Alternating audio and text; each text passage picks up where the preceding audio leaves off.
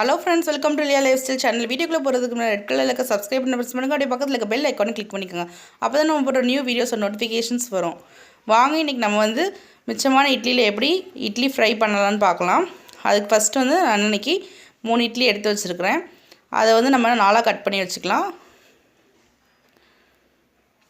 Onion cut பண்ணி நறுக்கி வச்சுருக்கிறேன். இப்போ 4 கட் பண்ணி வச்சுக்கலாம் இட்லியை. அதுக்கப்புறம் இட்லி கட் பண்ண பிறகு நம்ம எண்ணெயிலலாம் போட்டு ஃப்ரை பண்ண போகிறதில்ல. ஒரு தோசை தவாவில் போட்டு ரோஸ்ட் பண்ணி மட்டும் எடுத்துக்கலாம். எண்ணெயில் ஃப்ரை பண்ணோம்னா நிறையா ஆயில் ஆயிரும். நம்ம ஒரு 2 ஸ்பூனை மட்டும் ஆயில் ஊற்றி அதில் நம்ம இட்லியை ஃப்ரை பண்ணி எடுத்துக்கலாம். ரோஸ்ட் பண்ணி மட்டும் எடுத்துக்கலாம். அதே போதுமானதாக தான் இருக்கும். நல்லா திருப்பி விட்டு ப்ரௌன் கலர் ஆகிற வரைக்கும் நல்லா ரோஸ்ட் பண்ணி எடுத்து வச்சுக்கலாம் இட்லியை. இட்லி நல்லா ரோஸ்டாகி வந்துட்டுருக்கு. இதில் நம்ம ஒரு பாத்திரத்தில் எடுத்து வச்சிடலாம். அடுத்து இட்லி ஃப்ரை பண்ணுறதுக்கு அதை செஞ்சிடலாம். இப்போ ஃபஸ்ட்டு இட்லி தனியாக எடுத்து வச்சுட்டு அடுத்து ஒரு ஃப்ரையிங் பேன் வச்சுக்கலாம். ஃப்ரையிங் பேனில் ஆயில் 1 ஸ்பூன் ஊற்றிக்கலாம்.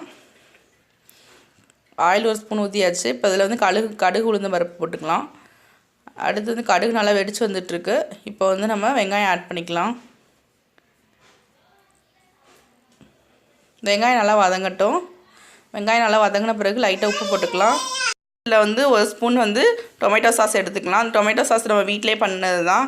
இதோட லிங்க் டிஸ்கிரிப்ஷன் பாக்ஸில் கொடுக்குறேன். அதில் நீங்கள் செக் பண்ணிக்கோங்க அந்த வீடியோ பார்க்கல அப்படின்னா. அதுக்கடுத்து 1/4 ஸ்பூன் மஞ்சள் தூள், 1/4 ஸ்பூன் மிளகாய் தூள், கொஞ்சமாக கரம் மசாலா ஆட் பண்ணிக்கலாம். அடுத்து நல்லா மிக்ஸ் பண்ணி விட்டுக்கோங்க. குழந்தைங்களுக்கு கொடுக்குறதுனால கொஞ்சமாக தான் நான் மிளகாத்தூள்லாம் ஆட் பண்ணியிருக்கிறேன்.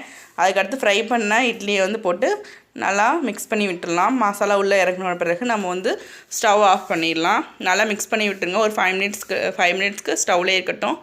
இப்போ 5 மினிட்ஸ் ஆயிடுச்சு. மசாலாவும் உள்ளே நல்லா இறங்கிடுச்சு.